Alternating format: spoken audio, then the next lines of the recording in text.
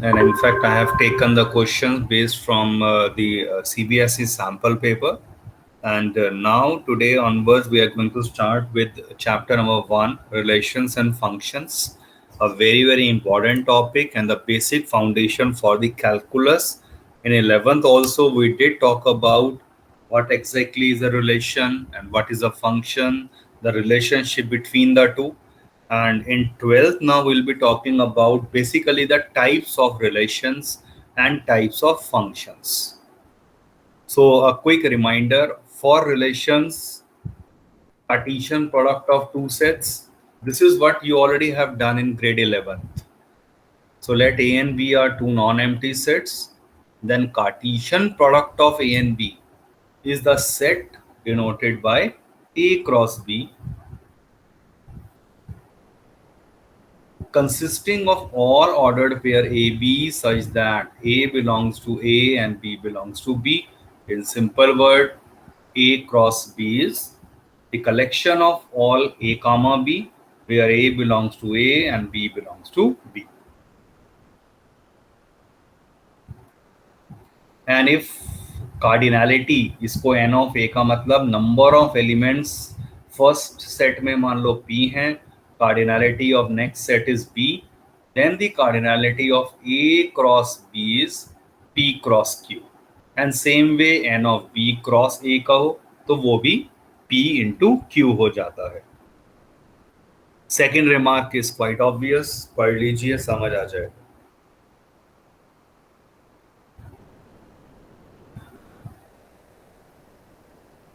Then we defined a relation. So A and B are two non-empty sets. Then a relation R from A to B is any subset of A cross B. That's a very basic definition to understand about the relation. So I'll take the example. So if AB belongs to the relation R, क्या मतलब हो गया? A is related to B, and this is the another notation for the same.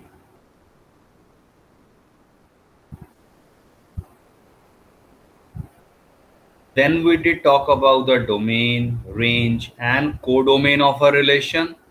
So that's the basic fundamental idea. And to understand that, आप एक simple अगर मैं arrow diagram से बात करता हूँ, recall arrow diagram made situation much easier. Say this is A, this is B, 1, 2, 3, 4, and here say ABC. And let me assume that this 1 is with A, 2 with A, and 3 with B. So this is one of the possible relation from A to B. Any type of arrow diagram. So basic idea मैंने क्या relation define कर दिया है? 1 with A, then 2 with also A, and say 3 with B. So this way this relation is defined. अब इस case में जब हम बात करते हैं तीन टर्म्स आती हैं डोमेन. तो hair what is the domain of this relation? Domain का मतलब क्या था?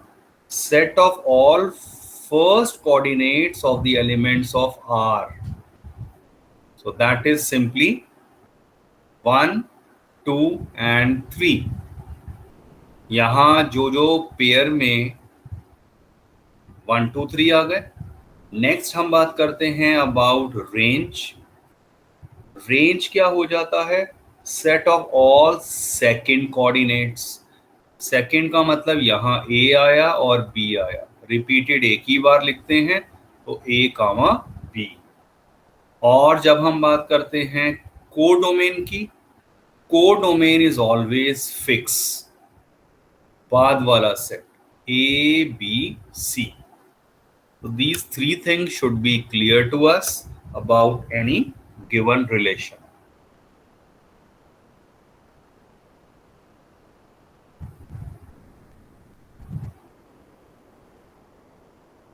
Any doubt to anyone? अभी एग्जांपल्स आएंगे, but basic idea arrow diagram को देखकर रीड आउट करना about domain and range is so simple. First entry जो हुई हैं दैट विल ऑलवेज, ऐसे रिलेशन इस फॉर्म में लिखा हुआ है. यूजुअल जैसे हम सेट बिल्डर फॉर्म कहते हैं या रोस्टर फॉर्म, तो this is a roster form. अब रोस्टर फॉर्म में जो जो फर्स्ट एंट्री है they will refer to as domain, second entry they will refer to as the range.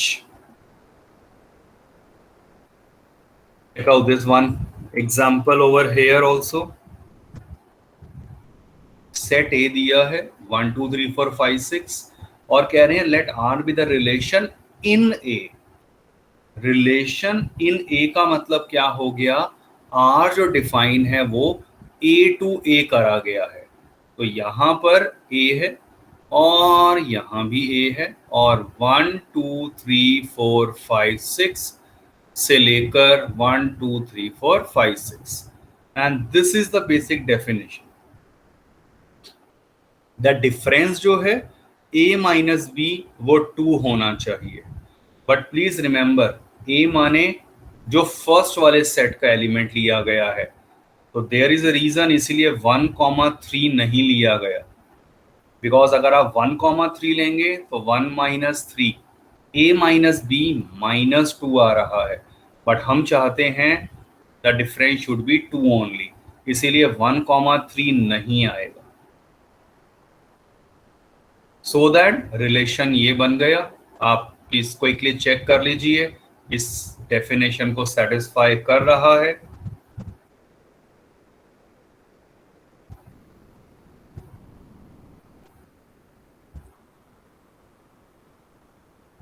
So one can easily find out domain, range वगैरह इसकी। और total number of relations की जब हम बात करते हैं, this is another very important formula. पहले कार्डिनलिटी ए की पी है, बी की क्यू है, number of elements in A B आ गए पी क्यू, और जब हम टोटल नंबर ऑफ रिलेशंस की बात करेंगे that is given by the formula 2 की power P Q. Total number of subsets निकाल रहे हैं तो दैट गिव्स मी 2 की पावर n। सब कुछ 11th क्लास में किया हुआ है, तो इसीलिए डायरेक्ट n की जगह यहाँ नंबर ऑफ टोटल एलिमेंट्स आ गए थे पी क्यू, तो 2 की पावर पी क्यू। सो अगर सिंपल क्वेश्चन रखता हूं, आपके पास एक सेट ए दिया हुआ है 1 2 3 एंड बी दिया हुआ है A B, right. How many total relations can be defined from A to B. तो टोटल नंबर ऑफ रिलेशंस पूछे हैं, कितने पॉसिबल हैं, ये पॉसिबल कितने हैं 2 की पावर mn या pq। mn का मतलब इसमें 3 एलिमेंट हैं और दूसरे वाले में 2 एलिमेंट हैं, तो 2 की पावर 6 विच इज 64। तो 64 different relations can be defined. Obviously no one is going to ask you write those 64 relations, but the idea should be clear that empty relation, universal relation, फिर taken single element, taken इस case में आप check करिए are मेरे पास main जो मैं बात करूंगा वो क्या बन रहा है, 1 जो है ए के साथ जा सकता है, that is one possible relation. तो स्मॉलेस्ट रिलेशन तो मैं 5 ही लूंगा, उसके बाद सिंगल वाले मतलब 1 विद ए ले लिया, फिर 1 विद बी ले लिया एंड सो ऑन। ऐसे ही 2 with A 2 with B, 3 with A 3 with B, वो सारे लिख दिए। फिर आपके कौन से रिलेशन स्टार्ट होंगे रफली, व्हेन 1 विद मान लीजिए लिया था मैंने A and 2 with also a, taken 2 ordered pair. What is A cross B in this case? A cross B, 1A 1B, 2A 2B, 3A 3B। तो ये A cross B आ गया, और by definition of a relation it is any subset of A cross B। तो A cross B का subset में क्या क्या हो सकता है, सिंगल वाले सारे ले लिए, taken any 2 eight a time, तो फर्स्ट एंड सेकंड लूं, फर्स्ट एंड थर्ड लूं, सेकंड एंड फिफ्थ ले लूं, एंड सो ऑन। और फिर कैसे रिलेशंस आएंगे? Taken any three at a time, फिर taken any four at a time, then taken any five at a time, and then finally taken all six at a time. तो वो मेरा universal relation हो जाएगा। जब आप उन सभी को लिख लेते हैं मान लीजिए, तो उनकी काउंटिंग जो है टोटल कितने आएंगे? 64। तो आपको वो लॉजिक क्लियर होना चाहिए by this formula, that we are only counting the total number of possible subsets जो बन रहे थे, और उनसे ही रिलेशंस बन रहे हैं। ये सब चीजें 11th में किया हुआ है। Again recalling, then particular type of relations, read the definition, याद आ जाएगा। Empty relation, example will make it better.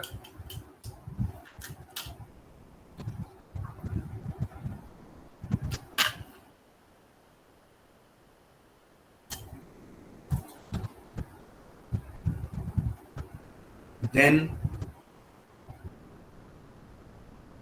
universal relation.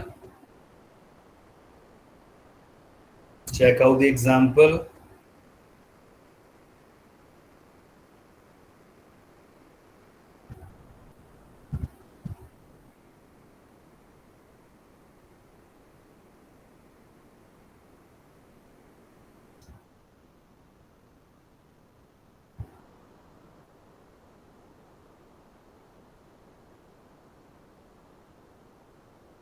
Identity relation.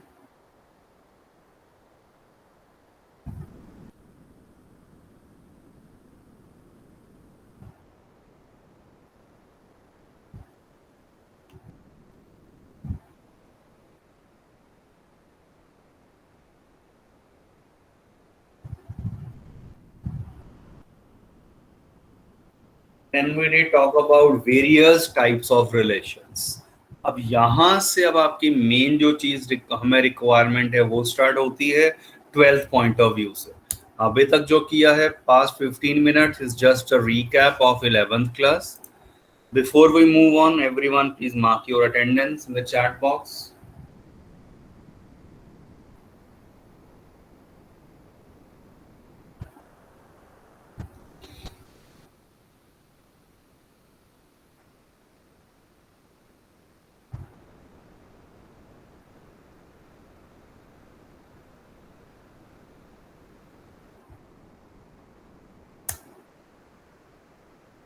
So types of relations में हम तीन तरह के रिलेशंस की बात करेंगे। Let A B any non empty set. Relation R on A is said to be reflexive if a comma a belongs to R, for each a belongs to a. I'll take the example. आप अभी के लिए सिर्फ ये definition को सिर्फ समझिए, याद करिए कि जब हम रिफ्लेक्सिव कह रहे हैं a comma a belongs to R, a relation is said to be symmetric if A B belongs to R आपको अगर गिवन है और ये इंप्लाई कर दे B A also belongs to R, और all A B belongs to the set A. A comma B R में है, अगर इससे हमें ये इंप्लाई हो जाए कि B comma A is also in the same relation R, that is said to be symmetric. ये टर्म भी याद करिए, ट्रांजिटिव, ट्रांसफर करना। कैसे? ए टू बी है, ये आपको गिवन है, बी टू सी है, this is also given to me. अगर इससे ये मैं इंप्लाई कर दूं या कंफर्म कर दूं कि A to C is also true, A C belongs to the relation R, then we say the relation is transitive.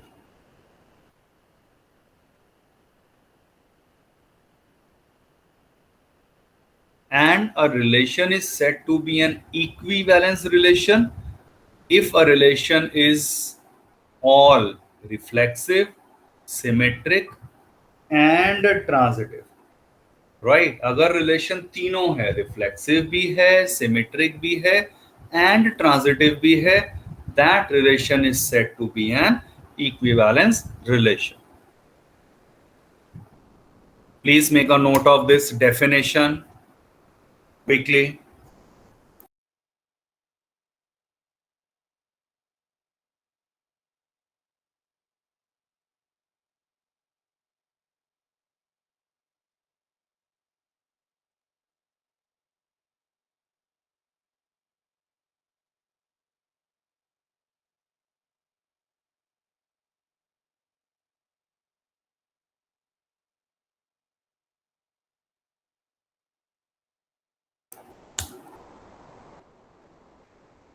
Consider this case. Before I go with the formal proof, आप एक बार question को समझिए क्या कह रहे हैं. Let A be the set of all triangles in the plane. और relation क्या डिफाइन करा है, triangle 1 comma triangle 2 such that they are congruent. ये नोटेशन चेक करिए, 9th में किया था आपने या 8th में. Congruency of the triangles, triangle 1 is congruent to triangle 2. Show that R is an equivalence relation. हो सकता है कई बार आपसे एमसीक्यू में या अदरवाइज ऐसे पूछ लें कि भाई ये रिफ्लेक्सिव ओनली है या रिफ्लेक्सिव एंड सिमेट्रिक है बट नॉट ट्रांजिटिव है, it is only transitive, none of these, something like that. तो वो लॉजिक की बात हम मैं अगर यहाँ शुरू करूं, इमेजिन अ केस. जब हमें बात करनी है अबाउट दो गिवन ट्राइंगल्स, फर्स्ट केस क्या मैंने नाम लिया था, रिफ्लेक्सिव. रिफ्लेक्सिव का मतलब क्या था, अपने साथ ही कंपेयर हो रहा है ए कॉमा ए. तो ask a simple question to yourself, is a triangle is congruent to itself? Is a triangle is congruent to itself? The answer is yes, hence reflexive.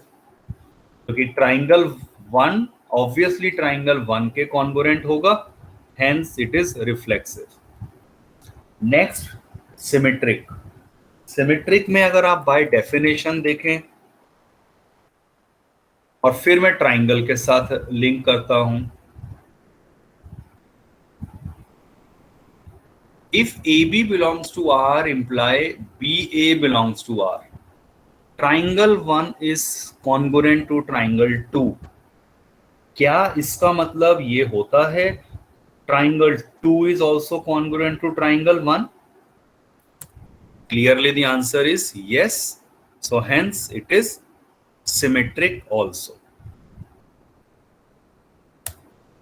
अब हम जब बात करें ट्रांजिटिविटी की, लॉजिकली सोचिए इसमें मैं क्या रीड आउट करूंगा, फर्स्ट वाले को कि ट्राइंगल 1 ट्राइंगल 2 के कॉन्गुरेंट है, ट्राइंगल 2 ट्राइंगल 3 के कॉन्गुरेंट है. क्या ट्राइंगल 1 ट्राइंगल 3 के कॉन्गुरेंट होगा? So that again using a common sense you can answer yes it is, hence transitive. तो ये जो रिलेशन था, congruency between the two triangles becomes reflexive, symmetric and transitive, hence an equivalence relation. Let me ask a very simple question everyone, बहुत ध्यान से सुनिए, इसको logically सोचिए. Consider the lines in a plane. Lines की बात कर रहा हूं 2 डायमेंशनल प्लेन में, और मैं केस लेता हूं about parallel L1 parallel to L2. तो अब क्या ये इक्विवेलेंस है या नहीं है? तो उसके लिए सबसे पहले रिफ्लेक्सिव सोचते हैं. Is the line is parallel to itself? Yes, हो गया reflexive. Line 1 is parallel to line 2. Is this implying line 2 is parallel to line 1? Yes, therefore symmetric. Next क्या आपको सोचना होता है ट्रांजिटिविटी के लिए? लाइन 1 लाइन 2 के पैरेलल है, लाइन 1 लाइन 2 के पैरेलल है, लाइन 2 लाइन 3 के पैरेलल है. Is the line 1 is parallel to line 3? तो आंसर हमें पता है yes. So hence it is an equivalence relation, क्योंकि ये तीनों रिलेशंस आपके हो गए हैं. परपेंडिकुलर एक बार जरा आप अपने आप सोच कर देखिए about the perpendicularity of the lines. 1 minute for you.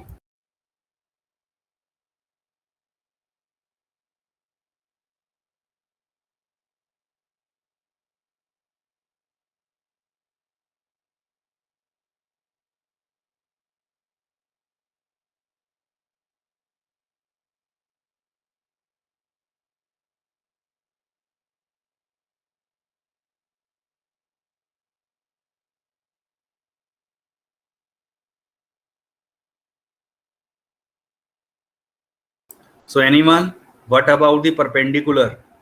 Line 1 perpendicular to line 2, एक ये रिलेशन डिफाइन करा है, तो is it reflexive? Anyone? No, sir. Right. क्या मतलब था? क्या लाइन 1 अपने ही परपेंडिकुलर है? Not possible, not reflexive. But about symmetric? L1 perpendicular to L2, ये गिवन है. क्या L2 परपेंडिकुलर टू L1 है? Yes, good, it is symmetric. What about transitivity? Transitivity को सोचिए जरा finally. No Ananya, Divya, think logically. चलिए मैं डायग्राम से बना के दिखाता हूं आपको. ये चीज इजी इमेजिनेशन है. आपको अब क्या चेक करना है? परपेंडिकुलर. तो अगर आप ये कहें ये रही मेरी line L1 is perpendicular to L2, और L2 जो है वो परपेंडिकुलर है L3 के. तो is L1 perpendicular to L3? They are not perpendicular, they become parallel actually. So this relation will not be transitive relation. एक भी अगर फॉल्स आ गया, मतलब रिफ्लेक्सिव था, और सॉरी रिफ्लेक्सिव भी नहीं था, सिर्फ सिमेट्रिक आया है. तो अगर तीनों नहीं है या एक भी नहीं है, तो it is not an equivalence relation. Sir हम L3 को 3D में नहीं कंसिडर कर सकते Z एक्सिस के. मैंने स्टार्टिंग में ये बोला था 2D की बात कर रहे हैं, lines in 2 dimensional plane. So concept 3D में थोड़ा डिफरेंट हो सकता है, राइट, बट अभी 2D के अंदर फोकस करा जा रहा है.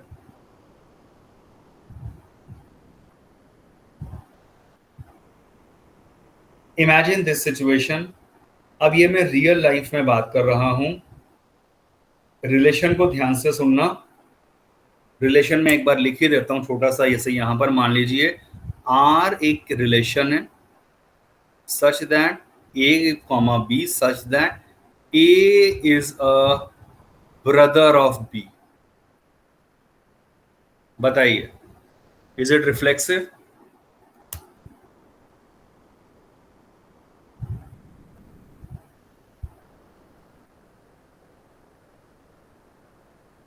Yes, और बताइए. समृद्धि ने आंसर दिया है, but I am waiting for others to answer. Mute करो या टाइप करो चैट बॉक्स में. आपको क्या क्वेश्चन अपने आप से पूछना है? बी की जगह ए कर दो. तो is A is a brother of A? क्या राम अपना खुद का भाई है? Clearly no, right. तो इसीलिए this is not reflexive. Symmetric बताना जरा. Symmetric, Yes. Is it symmetric? Maybe इसका मतलब जनरलाइज नहीं. Yes, good Samriddhi. B could be a girl also. Ananya, तो आपने भी यही सोचा. I can understand. So it is not symmetric. आप चेक करिए क्या कहा है. A is a brother of B, मान लो B is a sister, female है, तब भी स्टेटमेंट तो ट्रू हो गई ना कि A तो भाई है B का, बट क्या B is a brother of A? Not true. तो B तो सिस्टर भी हो सकती है, तो मेरे पास काउंटर एग्जांपल पॉसिबल है, hence it is not symmetric. Finally सोचिए जरा इसके बारे में, transitive, is it transitive? No sir. सोचिए ध्यान से। It is transitive. No Divya, फिर सोचिए। इट इज ट्रांजिटिव कैसे? A is a brother of B, A is a brother of B, और अब क्या गिवन है next condition? B is a brother of C, ये भी ब्रदर कहा गया है। तो आपको फाइनली चेक क्या करना है? Is A is a brother of C? Clearly yes. अब सी फीमेल हो सिस्टर हो इससे फर्क नहीं पड़ता यहां, तो apply this simple logic real life में सोचिए, then only will be able to understand this concept. बहुत इजी कंसेप्ट है जब आप इसको रिलेट करेंगे रियल लाइफ के साथ। A and C can even be the sister, how come? आपके पास कंडीशन क्या दिया है? A is a brother of B, ये तो डिफाइन ही करा गया है, इसका मतलब A is guaranteed a male, क्योंकि ब्रदर कहा गया है ए को। और फिर क्या हम चेक करते हैं इक्विवेलेंस के लिए कि A B belongs to R है, B C belongs to R है, ये दोनों गिवन है। अब इससे क्या इंप्लाई हो रहा है कि A comma C belongs to R, ये मुझे फाइनली चेक करना है। तो अब अगर ए गारंटेड मेल हो गया, फिर सेकंड कंडीशन ये भी गिवन है, B comma C belongs to R, A की जगह बी कर दो, बी की जगह सी कर दो, इसका मतलब B is a brother of C, ये मुझे गिवन है। अब बी अगर ब्रदर गिवन है, इसका मतलब बी भी गारंटेड मेल हो गया। हाँ, सी के बारे में मुझे नहीं पता, सी में भी ब्रदर और सिस्टर, हार्डली मैटर। मुझे क्या चेक करना है? ये चेक करना है क्या ए टू सी ट्रू है। ए टू सी ट्रू का मतलब क्या ए सी का ब्रदर है? ए तो मेल ही है, तो yes A is a brother of C, hence it is transitive. I hope Ananya it's clear now.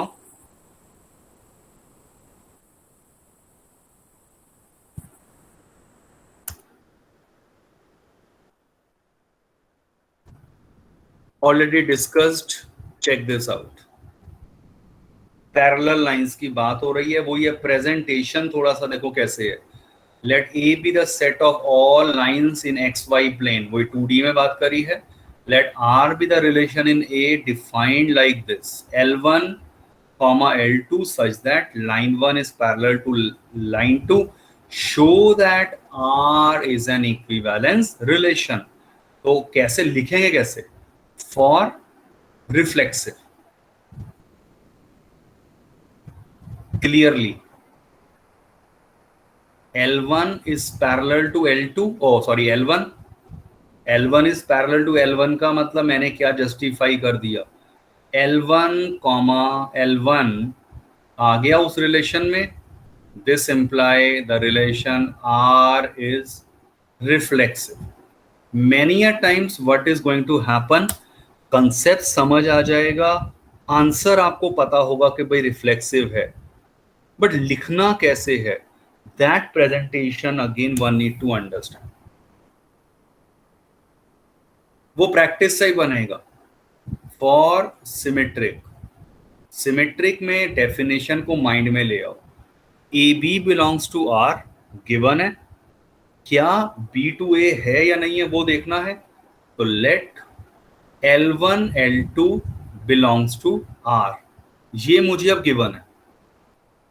अगर ये मुझे पता है, इसका मतलब L1 is parallel to L2 by definition, ये रही। और इससे मैं ये लिख सकता हूं, मैंने L1 L2 को इंटरचेंज कर दिया, L1 L2 इंटरचेंज कर दिए। In other word L2 comma L1 belongs to R लिख दिया मैंने, और इसका मतलब आ गया R सिमेट्रिक।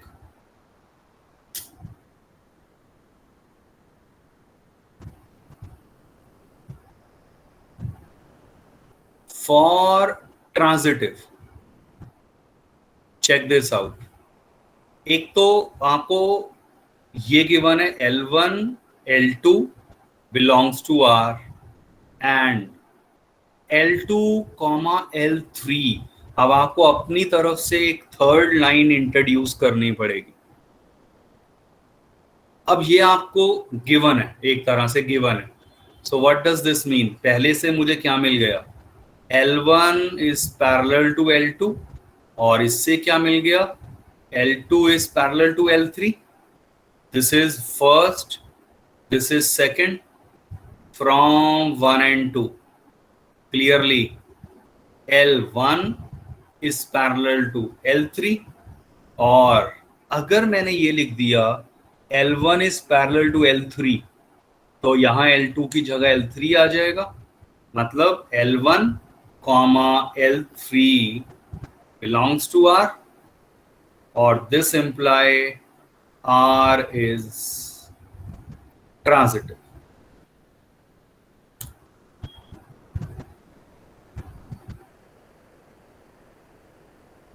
पहली बात, तीनों मैंने जस्टिफाई कर दिया, reflexive, symmetric and transitive, hence it is an equivalence relation.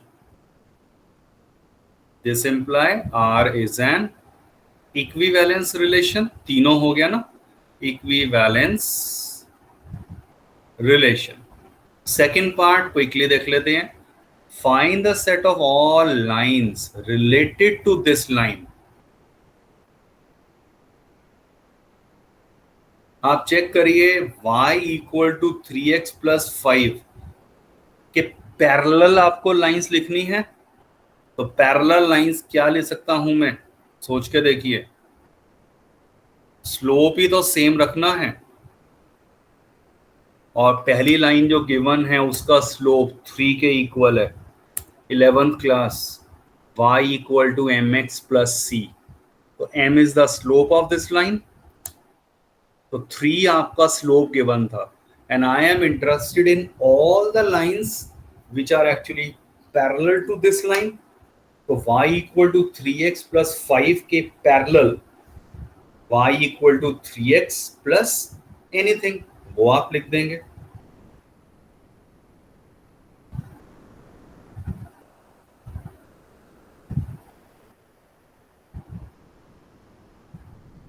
I hope the idea is clear.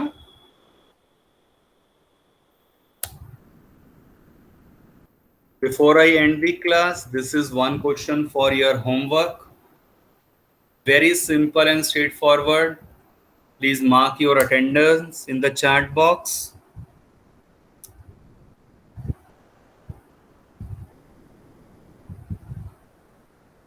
In fact 3 तरह के क्वेश्चन हमारे लिए मिलेंगे, जैसे ये है ना, a लेस देन और equal to b।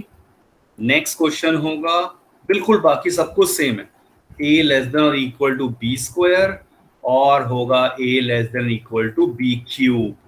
Very limited and standard questions हैं जो आपको यहाँ करने हैं।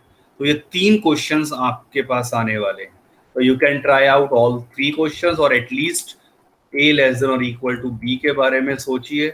इज इट रिफ्लेक्सिव, अच्छा गिवन ही है कि रिफ्लेक्सिव एंड ट्रांजिटिव है but not symmetric, so you just need to justify this. If you have marked your attendance, you can leave the class. Have a good day.